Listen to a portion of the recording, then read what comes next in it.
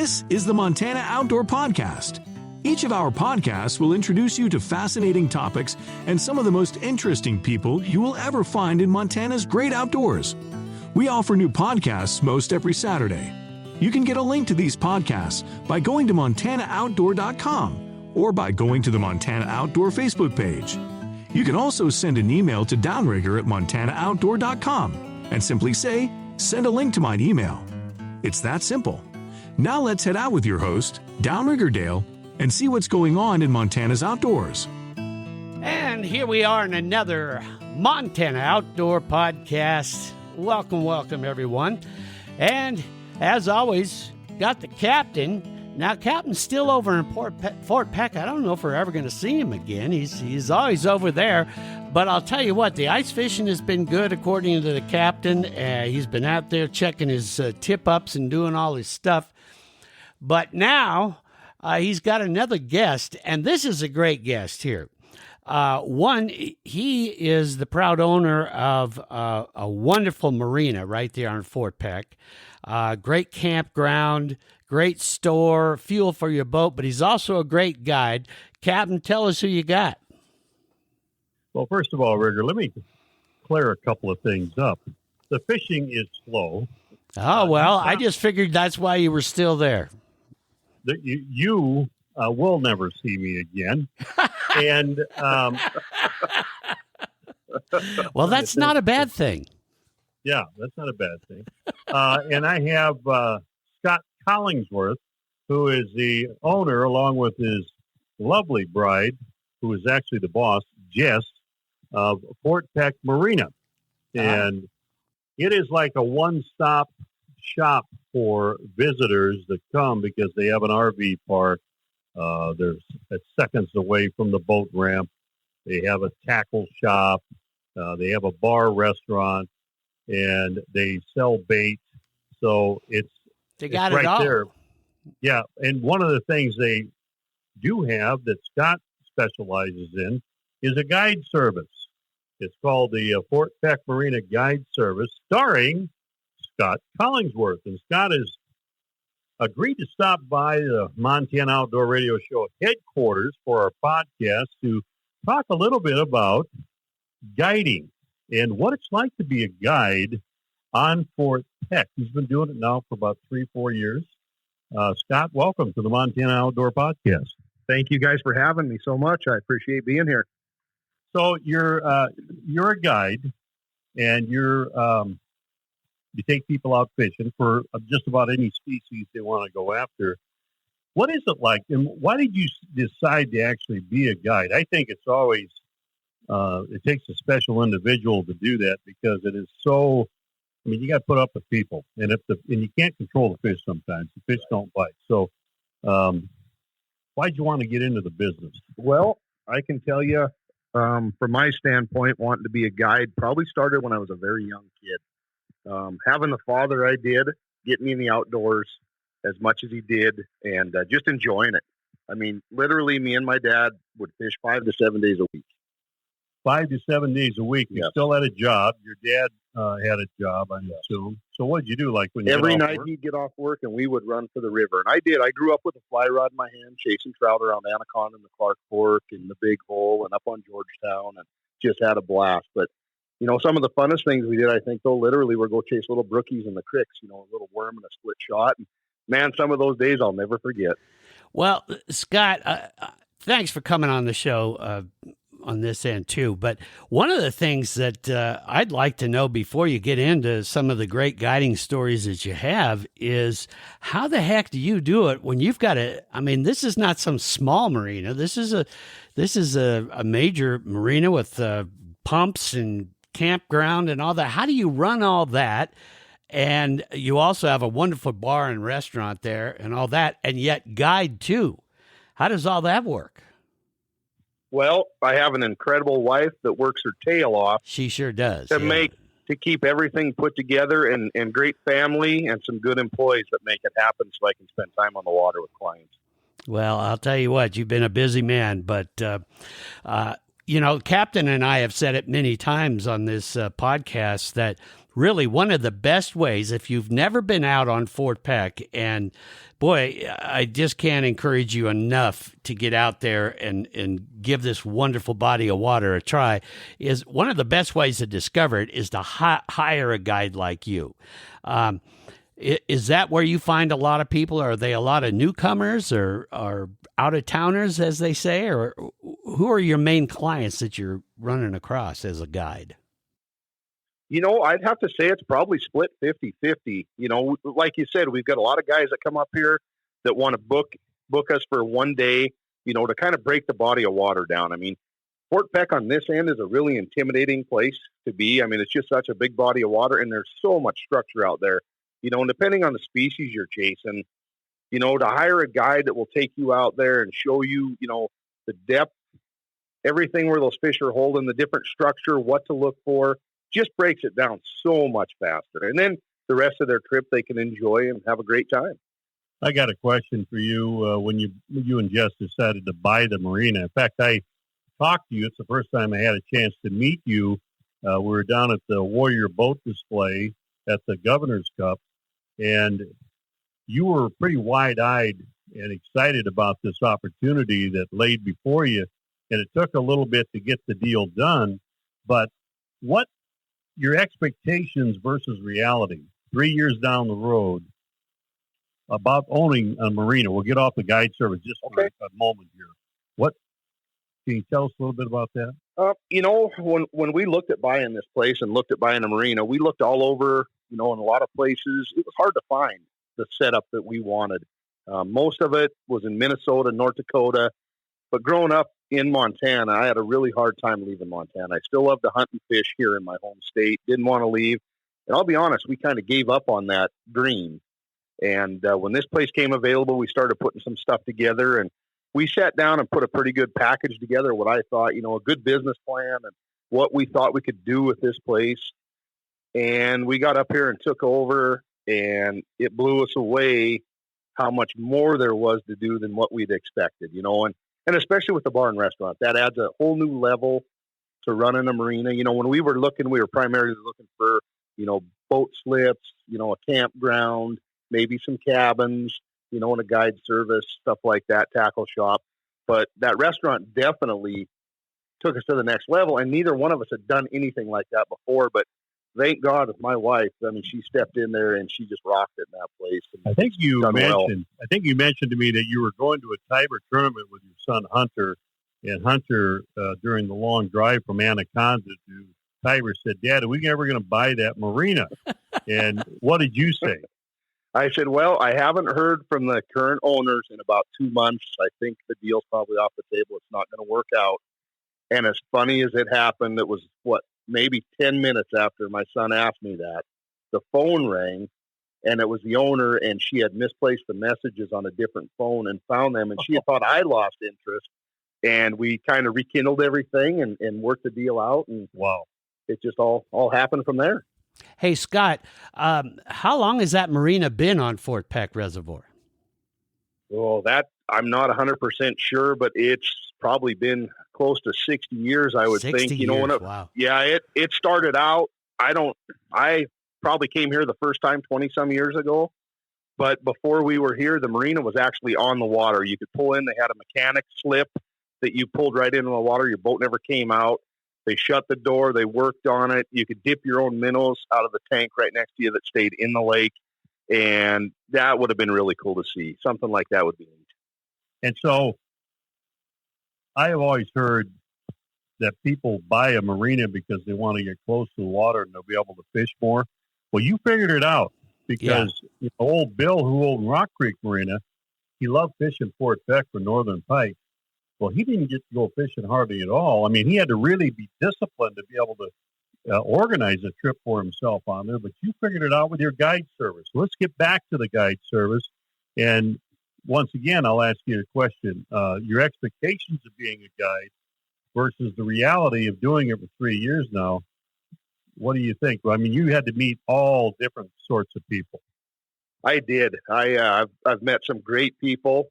And that's what I enjoy about it. I love seeing the smile on somebody's face when they catch their personal best walleye or lake trout or salmon or smallmouth or just to enjoy a good day on the water, and even for people that I get in my boat and you start explaining electronics, that's a big part of the game today. And a lot of people are very intimidated with what's going on with the electronics in this day and age. And just to show them and explain, and when you just see it click, that to me is what guiding's all about. I mean, I love that part of it. Now you got happy, satisfied customers, but there's also got to be the pain in the what that you've taken out. We want to hear about that too. I'll be completely honest. I've never really had a bad trip yet. I've heard horror stories from people. I have had a couple days that were a little bit frustrating, and I had one day in particular that this was probably, I didn't quite know how to respond to this. The guys I had in my boat, we were jigging for lake trout, and they weren't, how do I put this, very into it. Oh, so we were sitting in our chairs. Dave? They weren't aggressively fishing. They were just kind of laid back in their chairs, not really doing much. And as lake trout, they're a very aggressive fish, but you have to be on them. You have to set the hook hard. Those fish, their mouths are like concrete. You really got to drive that hook home and then keep pressure on them. So that day was pretty frustrating for me. We hooked 33 fish and landed 3. Okay.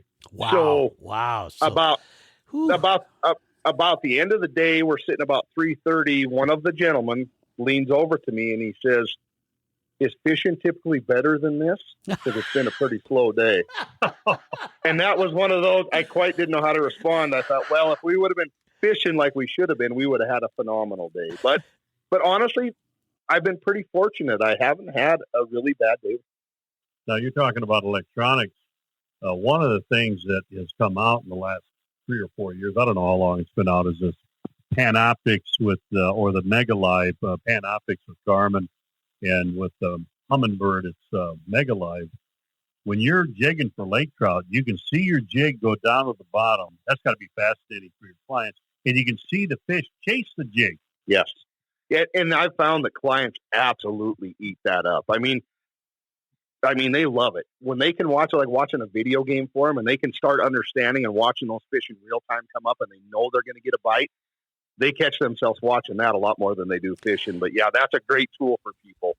Hey, Scott, do you find that Panoptics, when the customer, your client, is looking and watching those fish, is that kind of an instructional thing? Can you use that to show that, okay, here's why you missed that fish, he was coming up, did you see what you did, or is that not really what it's for? No, that's 100%. You can use it that way as well to see how that fish reacts. A lot of people, you'll start reeling away from those lake trout on those days that they're super aggressive and they want to chase. If they bump it real fast, sometimes those fish will disappear, and you can show them that, and they can start to understand, that fish's mood and how they're going to react to their baits and what they did wrong and what they did right. So let's get back to getting your clients prepared to go on the water with you. They got wide eyes and they're just looking, we're just going to catch fish. We're with a guide, for crying out loud, who has a marina, for crying out loud. He gets the fish all the time, and we're going to catch fish. How do you get their expectation in check before you take them out in the boat?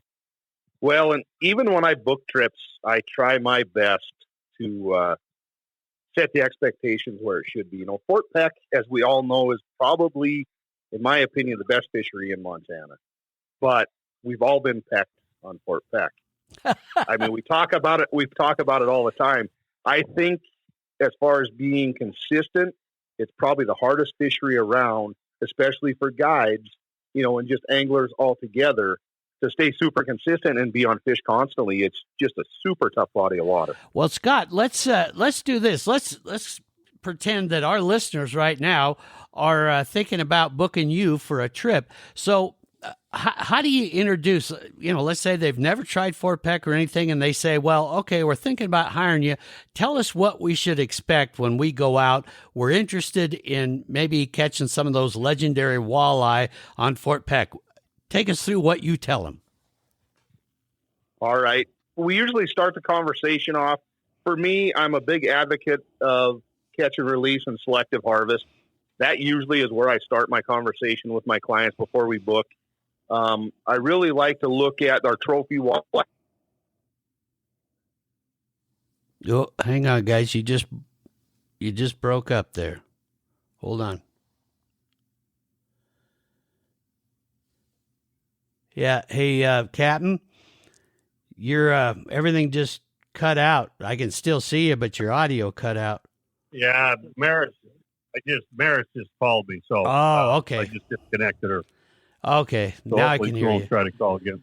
Okay. Okay, so what was the question you had? Okay, so let's pick it up there. So I'm a prospective client, and I call and I say, gee, Scott, I'm interested in going after some of those legendary walleye in Fort Peck. What do you say to kind of set the stage for what I should expect if I'm going to hire you and head out on this 135 miles of water out there?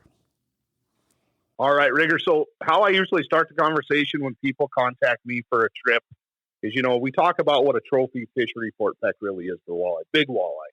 I mean, that's what everybody wants when they come to Fort Peck. I'm a huge advocate for selective harvest. So I have that conversation beforehand so it doesn't get awkward in the boat. And they may choose not to book me after this, but I like to throw the majority of the fish over 22 inches. I'm sorry, pounds. That would be a big one. Yeah, I would throw that one back too. I ain't throwing that one on the over. wall. That one's going. But, we definitely keep fish to eat. I mean, people also love to eat walleye, including myself. That's what they're here for as well. So you want to try to have that balance. But most guys are really good about it if you talk to them. And I have a taxidermist, and there's a few taxidermists around this area that are very good about replicas. And in this day and age, the replicas last longer. The skin mounts, start to fade a little bit. But anyway, so we start the conversation that way. And then the next thing is Fort Peck, especially up around this area, is not really a huge number games, probably 80% of the time. You're out there fishing for big bites. You're not really fishing for a lot of the eater-sized fish, but we definitely have our times, through June and July and stuff that we definitely get into those good eaters. And, you get down the dry arm, and we make big runs. I mean, if people want eater fish, I'm one of those guides where I know gas is expensive, but you know what? They paid me to take them fishing. I'm going to go where those fish are at. Mm-hmm. Do everything I can to make their trip great. I'm not worried about fuel at that point. I mean, it is what it is. We just got to get through it. So how many times will you go out when you're walleye fishing now? Will you stop, fish an area, pick up if you don't catch any fish, and go on a typical day? I mean, some guides I've heard will just go out to 2 or 3 areas and that's it. How many areas do you go? I will usually, if we're not on fish and I'm not seeing fish on my graph, it's usually a half-hour ordeal and I'm moving. So, I mean, there's times throughout the day that we may move 15 or 20 times. And I'm also that guy when we get on the water, and you can ask my wife because I get yelled at all the time for this, but it's usually not an 8-hour trip with me. If we're not on fish, I'm going to spend 8, 9, 10 hours out there trying my hardest to get people on fish. I mean, that's what it's about. I want them to experience what we experience and just see that smile on their face. Yeah, I know. Talking about spending that kind of time, switching to the Chinook salmon, Bruce Stell, the pickle man, is a perfect example of Scott takes him out starting at 6:30 in the morning, maybe earlier at 6. And the pickle man was actually staying at the headquarters. He pulls in here at 8:30 at night. And I said, "Where have you been?" And he goes, "We just got off the water about a half an hour ago." So think about that. That's 6 in the morning all the way till 8. And he's going to take him out the next day, or maybe had another trip the next day. And the reason for that is that Scott's like a fisherman. When he's not a guide, he kind of looks at it as a fisherman. You catch one salmon, you know what? There's got to be another one there. So 2 or 3 hours later, you still got the one salmon, but there's got to be another one down. Yes, there is. And it's paid off sometimes. So it has. Yeah, me and the pickle man seem to always get it done. We have some great trips chasing salmon together. Yeah. Well, especially when we're using that garlic.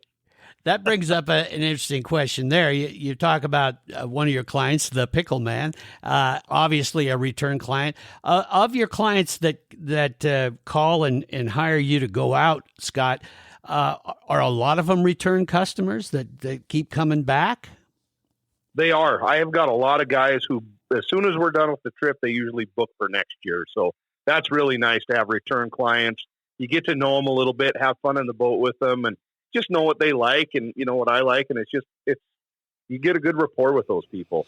And if somebody calls and says, okay, I've heard about Fort Peck and, it's one of the top 5 walleye lakes in the world, but I kind of want to try all kinds of species. What could a typical client expect if they want to book you for a day or 2 days? What different species would you likely be able to catch out on Fort Peck? That's the beauty of Fort Peck with the different species we have. I mean, it's endless, but typically, as I would say, we're chasing walleye, we're chasing northern pike, we're chasing lake trout. Of course, blackjaw fever, it doesn't get any better than that in my eyes. I absolutely love those. And I've started to do a lot more smallmouth trips. I'm getting a lot of interest in smallmouth. So, I mean, Fort Peck, you don't really hear about the smallies a whole lot, and we're starting to get some bigger fish up here, definitely west of here, I think holds some bigger fish. But I mean, it is a world-class smallmouth fishery, and people are starting to understand that and wanting to learn more about it. One of the things that Scott is good at is he gets along with people. His people skills are very good. Him and the Pickle Man, they got up to a little mischief. During the salmon season, Rigger, you've been on the boat where I've got like 6 or 7 guys, and Scott happens to be one of them that we text back and forth. Yeah. If we catch a salmon, how deep are they running? Where's your junk at? What color flasher? What color or what bait are you using? And so Scott and the Pickle Man had caught maybe 4 or 5 little salmon, and so I'm sure they were sitting there and saying, "Let's pull a little prank on the captain." So, Scott, tell me how that came about, and and through the conversation, we'll tell you what the prank was. I remember this one. Well, if I remember right, you had to run back to Missoula, and you were on your way back up here, and of course, me and the Pickle Man like to poke a little fun at you when you're gone because we know how much you enjoy catching those salmon. So when we started catching fish that day, I always typically try to get a picture of Pickle Man landing them, and the first person I text is captain and give him the picture just to kind of rub it in a little bit. So we had a really good day that day. Like you said, I think we caught 4 or 5 small fish. We had a couple really nice fish. So, of course, captain's been in my ears. What are you guys catching these things on? Yeah, I'm texting him when I'm driving back to Missoula. So I was just joking around, and I really didn't think he would take it literally. I says, I had a guy come in the tackle store yesterday that told me he was putting garlic and pink marshmallows on, and I thought the guy was lying to me. And I said, I cannot believe this is working, but I said, man, we are having an absolute killer day on garlic and pink marshmallows. Now, Captain, put them in your. Tell me you did not go out and get pink marshmallows and garlic. I couldn't find any in Missoula. I was looking for the garlic, the Berkeley bait garlic, and go to Bob Ward's and look, and they didn't have anything. So I'm coming back, and I have to go through Great Falls. I spent an hour and a half in Great Falls, and I finally found at some sporting goods store some garlic marshmallow, and it comes in a container. So Scott was hosting the Wounded Warrior deal at the marina. You were with me down there. Yeah. Remember, we were going all over the place looking. I said, "Oh, here's some right here." So Scott's standing there, and he's bidding on they were doing an auction for the Wounded Warrior, and I came up and I said, "How you doing, Scott?" He goes, "Good." I said, "Hey, I got some of that garlic marshmallow stuff," and he just started laughing, and he goes, "Hey, Captain, I got to level with you. We never caught anything on that. We never even used it." And here I spent an hour and a half, and I told Rigger, I said, "I'm never going to believe a darn word." I think I might have said a little bit something stronger than that SOB ever tells me again. Because he always plays this deal about, hey, a guy came in the store, and here's what he did. I'll tell you another deal. What we were, Scott got these Apex lures in. This guy, and he listens to his customers, by the way, when they come into the store. And this guy says, I've caught quite a few salmon with these Apex lures. So Scott orders a bunch of them. And he's out there fishing over by the Pines and Gray's Point, and I'm fishing there too. And I did real well there a couple of days prior to that. Scott's the first time he's ever guided for salmon. Yes, that was my first salmon in probably 4 or 5 hours. Yes. And so I got a hold of him. I said, "What what are you doing? Because we didn't get anything. He says, I got this Apex lure. It's a blue one. I said, you got any left? And he told me the story about this guy coming in and he ordered them. I said, you got any left at the marina? And he goes, yeah, I do. So I got on the phone. Well, Hunter, his son, was running the store. I said, Hunter, put 4 of those away. And I said, Dick Ondiero also wants a couple of them. So we had 6 of them bought. 6 of these lures bought. We're going to buy them out. He had like 6 left. Well, guess what? The old man got a hold of Hunter, Scott, and said, no, you're not going to sell all 6 of those to the captain. Sell him 3 of them, and they put 3 other ones that kind of look the same way, so we can get our inventory down a little bit on some of these things. So, but anyway, he doesn't do that to customers. No, he doesn't know, but he has a lot of fun. Yeah, he has a lot of fun with the captain and downrigger. And I think that's one of the beauties of your marinas, Scott, is there's a lot of camaraderie, and it really is a special place because, let's say you hire Scott, you go out on the lake all day. He's not only using his own knowledge of the lake, but he's on the phone talking to people like the captain and others, getting updates, finding out where things are biting so that the customer gets that great experience.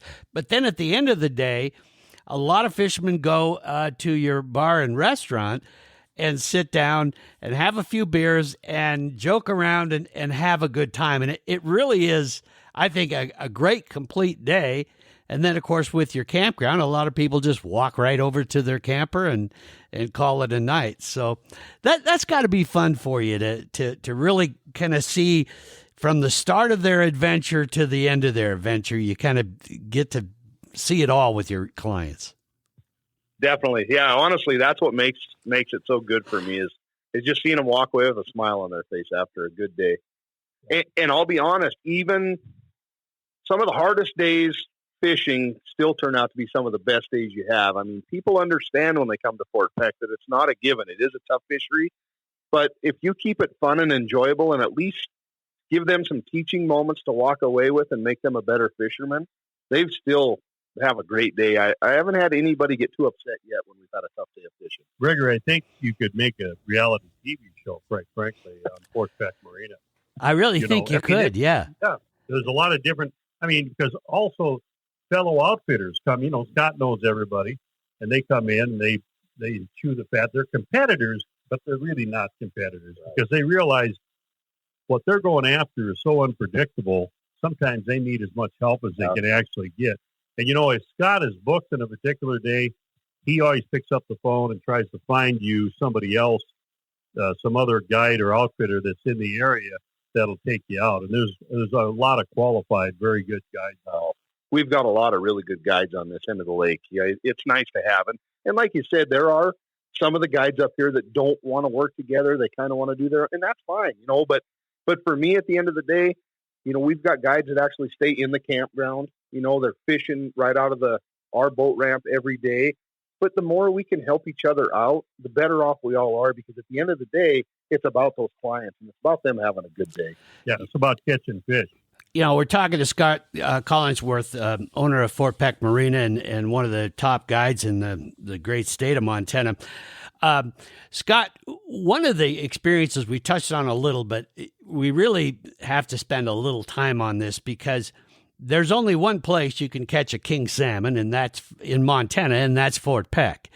And I think a lot of new clients that you get may not be prepared for that experience, because when you hook a 20-pound king salmon,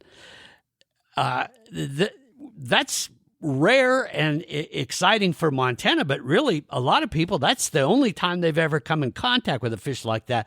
Describe what some of the client responses are when they see that reel just start zinging out. What do? Well, I'd probably like to say that the day Captain talked about with the Apex lures was probably one of the best. I had a father and his 2 sons with me, and like Captain stated, it was literally the very first day I ever guided for salmon. I didn't let them know that, but deep down on the way out, I had a pit in my stomach thinking, I've got to get this done. Your first day guiding for salmon. I never fished for them a whole lot in my life. But I learned from a lot of great people up in this area on what to do and where to fish, and we went out and caught them. And so it was good. But so I'm telling these guys how hard these king salmon in Fort Peck fight, and they're kind of looking at me, and they'd never caught a king anywhere. And we didn't fish, I bet you, a half hour, and the first rod goes off. Comes out of the downrigger. Guy grabs the rod. Fish kind of comes in pretty easy, and the whole way in, I'm thinking it's a lake trout. There's no way this is a salmon. And I don't know if it made a run more than 30 feet. All of a sudden it pops up. It's a 15-pound king, and I net it. Wow. We get it in the boat, and we're all excited we caught a king salmon, but the first thing the guy does is look at me and go, "I thought you said these things fight." I said, "Man, I said, that's amazing." I said, "Usually they're peeling line like crazy." So we get that fish in the live well. We get him taken care of. We get him on ice.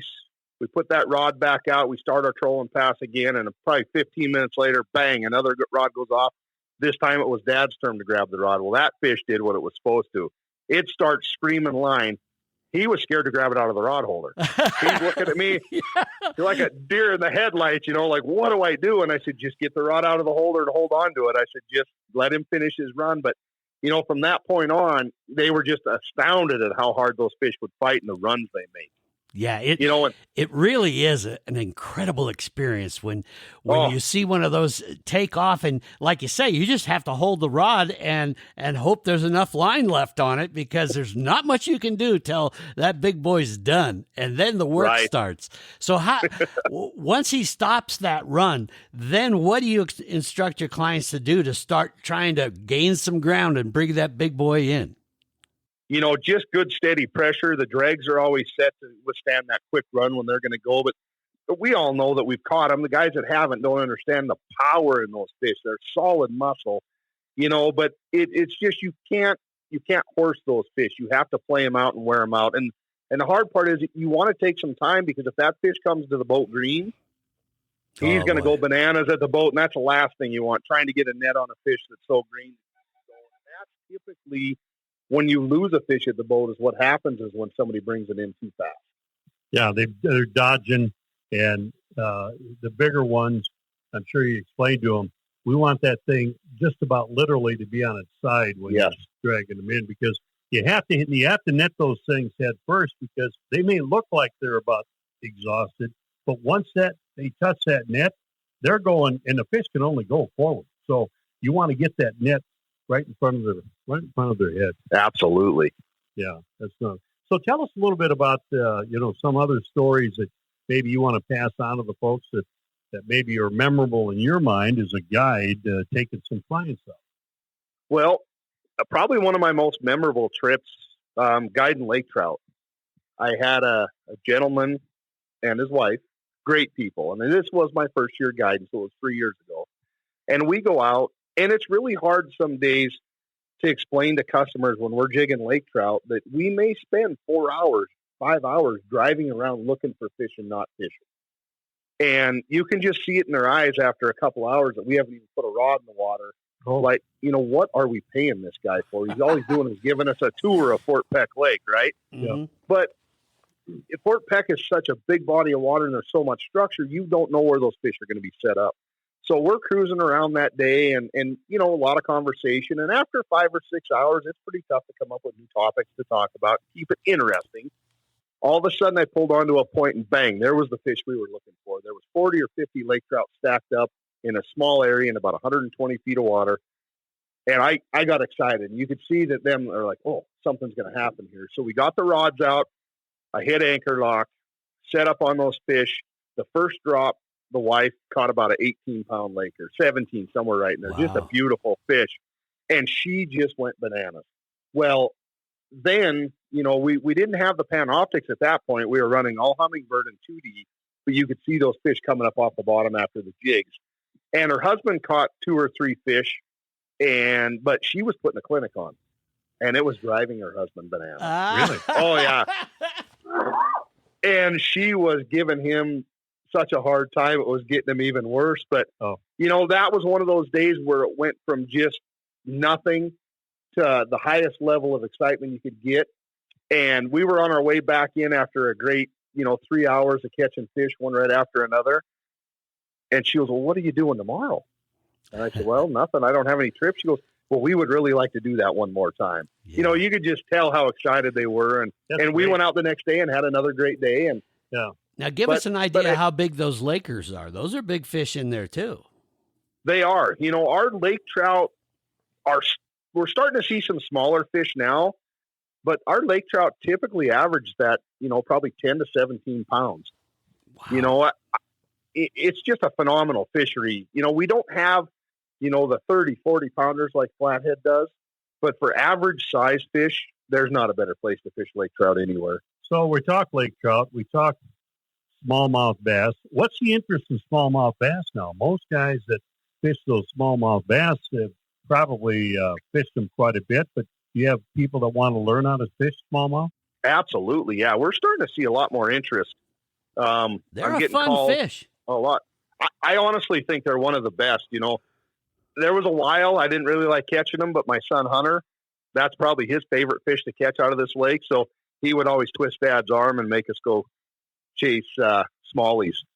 Do you have anybody that wants to go northern fishing? You know, we don't want to make that the bastard child of the fish species, but there are some guys that loved. I mean, Bill, who used to own Rock Creek Marina, he would keep a log of the northerns that he caught. He caught, catch, and release them. I don't care how big they were. He didn't believe in eating northerns. He said, that's what walleyes are for if I want to get a fish dinner. Right. But, you know, do you ever get any calls? The guys say, I want to catch a big northern? Oh, yeah. I get a lot of calls for just strictly northern fishing. You know, I would say last year I probably did 8 or 9 trips that were strictly northern. So how do you troll for those using plugs? You typically troll, or if we can find a weed bed that's set up really good, we'll stop and throw spoons or crankbaits, you know, and even jigs some days. Oh, okay. And now a northern, that's a whole nother type of fish where kind of interesting in the type of tackle that you have to use in that. Of course, they're known for having just like the captain, they're known for having a huge mouth.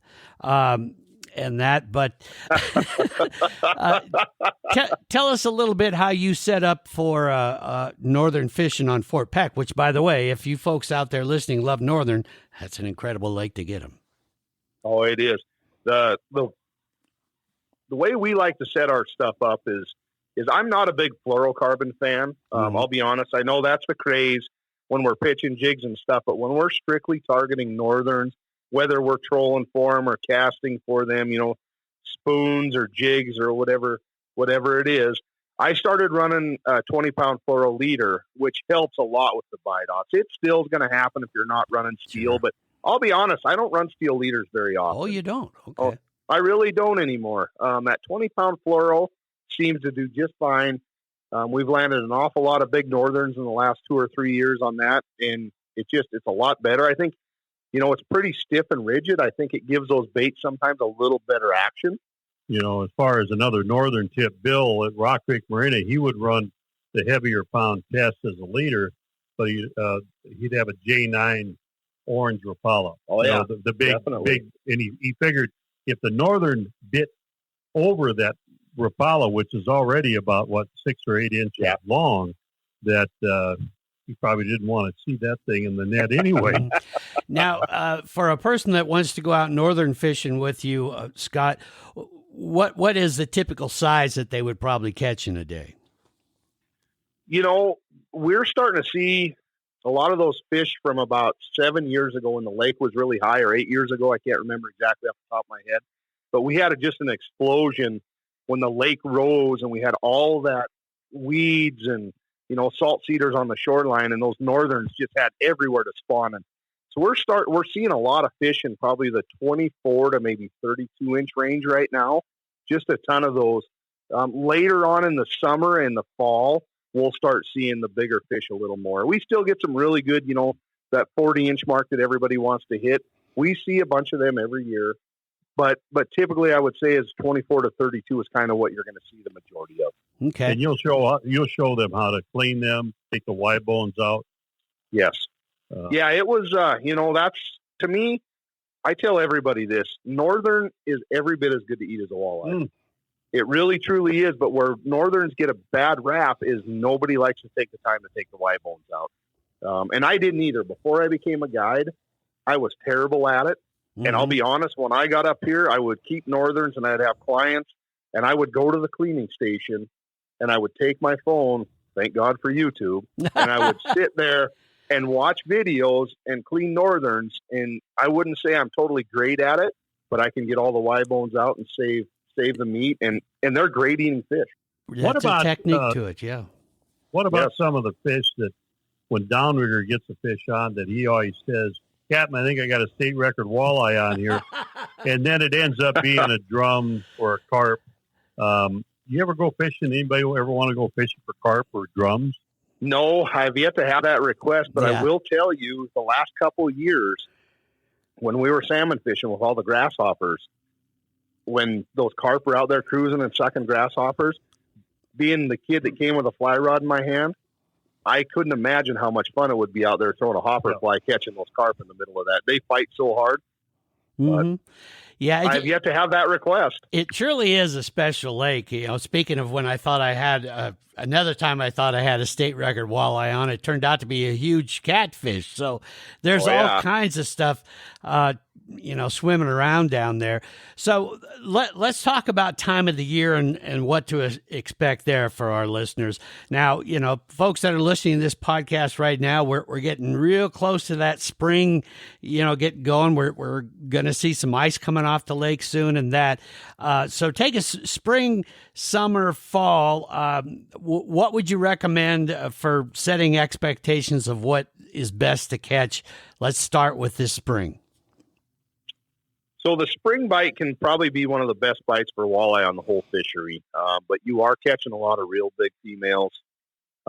We had some absolutely phenomenal days the last couple of years, pitching jigs for big females.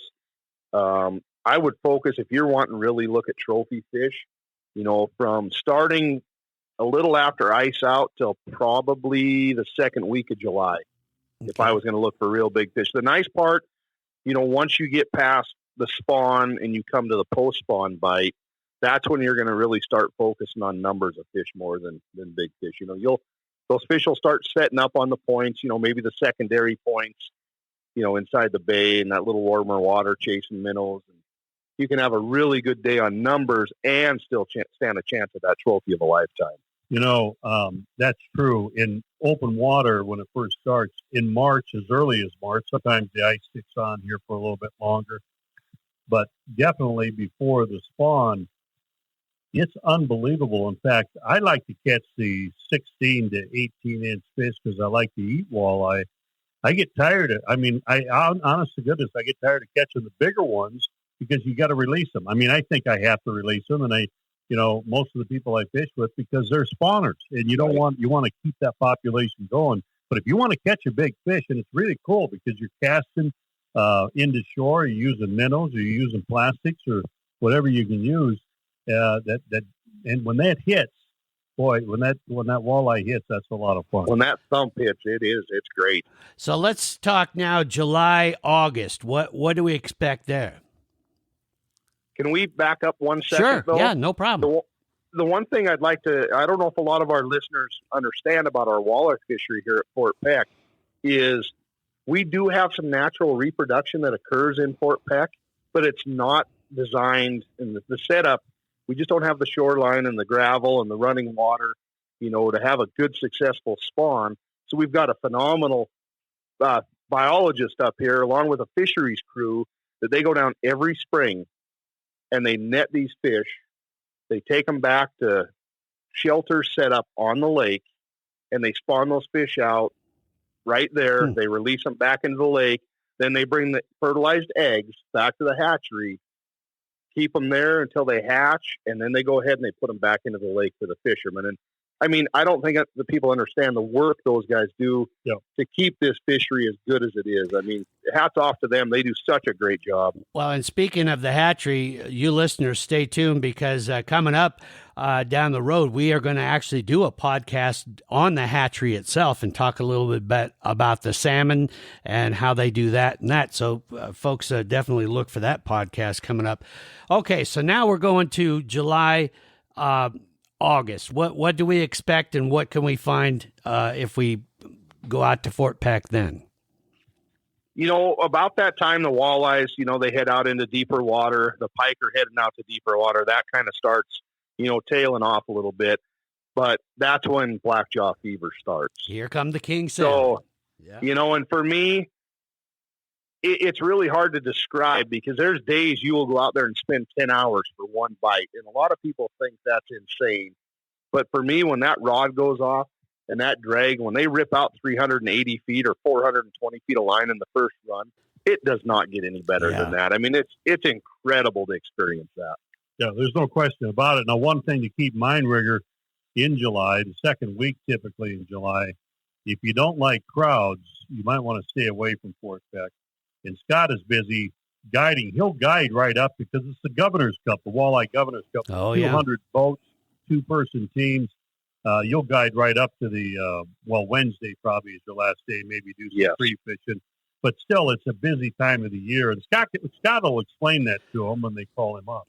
Definitely. And the Governor's Cup, a legendary fishing tournament that folks, that is kind of even fun to come out and watch that. I mean, they have great functions down in the campground there. And of course, you're talking about big money. You get to see a lot of the big pros come out for that one. Yeah, it's one of the greatest tournaments we have in the state of Montana. It's so much fun, and it's incredible for the economy and for the Glasgow area and Fort Peck and for us. I mean, it's just incredible to see that many people come together and put on such a great event. It's kind of when you're getting back to the Chinook salmon, that's a window of around July 10th, I'm going to say, till about Labor Day weekend. Okay. And you can also go, and he'll take you out doing, if you get tired just sitting in the boat and you don't get a release for Chinook salmon, do a little lake trout fishing. Absolutely. We do a lot of half and half trips. I leave it up to the clients. For me, the trip is theirs. It's not mine. If they're getting bored and we're not catching fish and they want to go chase lake trout, absolutely, but I'm willing to sit and grind it out too for that one bite, if it's a tough day. And I've heard you say, if you're bored right now, look at that boat over there, that warrior boat. See that bald-headed guy and that other guy? And the other I'll put you in that guy? boat. Yeah, and the other, I'll put you in that boat, and you will never say you're bored again. That's a captain. And I've never had a client take me up on that. So lastly, let's hit fall then. Anything in particular that is good to go after for fall on Fort Peck? Fall is an incredible time to fish on Fort Peck, and we have no fishermen. I mean, once fall hits and people start hunting, the boat ramps are bare. There's nobody hardly on the lake. It's just a great time to be on the water. The walleyes are starting to come back up a little shallower again. The pike are coming back up. But I would say probably the best bite in the fall is chasing lake trout. Those lake trout spawn in the fall. They come back up. You can fish them. You don't have to have downriggers. You don't have to have all the specialty equipment. They're in 20 to 30 feet of water, and they're in their fall colors. They're a beautiful fish that time of year. They're full of eggs. And, a lot of guys just come out. They troll spoons. They troll crankbaits, on lead core and different things. And it's just, there's days you can just put numbers in the boat like crazy. So, Scott, if somebody wants to book a fishing trip of a lifetime there on Fort Peck, how do they get in touch with you? We have our Facebook page. We have a Fort Peck Marina page. We have a Fort Peck Marina guide service page. That is probably the best way to get a hold of me. Send me a message. My phone rings continuously, which is part of the business. And there's a lot of times I do struggle, trying to get back to everybody. But if you send me a message, I will get back to you. And that's probably the best way. And then we can look at available dates and get you set up for the trip of a lifetime. Do you have anything on fortpeckmarina.net, your website? Is there anything that they can communicate with you there? There is. We just set up about 2 months ago a new website. Things are going good. We're still working a few bugs out. But, yeah, there's a way to get a hold of us and send us an email. You can contact us that way as well. And that's fortpeckmarina.net? Yes, correct. Okay. All right. Well, folks, there's a few ways to get in touch with it. Of course, you can always just email me, downrigger@montanooutdoor.com, and I will pass on everything to Scott. But it truly is a trip of a lifetime, whether you're a longtime Montana resident or maybe some of you that are listening from across the country. You're going to see something that and experience something that is truly unique. Captain, you got anything else before we say so long for this episode?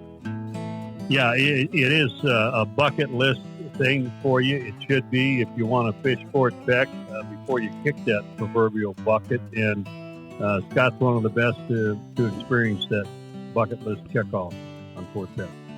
All right, folks, there you have it. Scott, again, thanks so much for your time, and we look forward to seeing you out on the water. Well, we look forward to seeing you, and thank you guys so much for having me today. All right, folks, there you have it.